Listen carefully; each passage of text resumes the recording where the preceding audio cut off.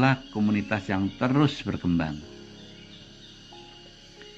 Kisah menarik terjadi saat Purwo Atmojo sering mandi di Sungai Munggur, setengah kilometer dari kampung.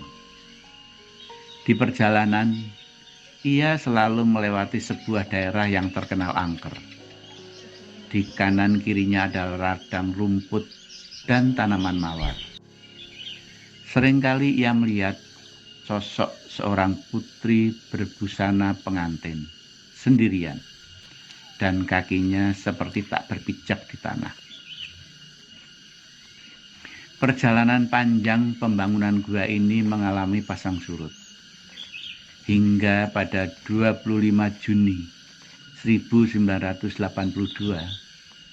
tempat ini resmi diberkati dan diresmikan menjadi tempat ziarah oleh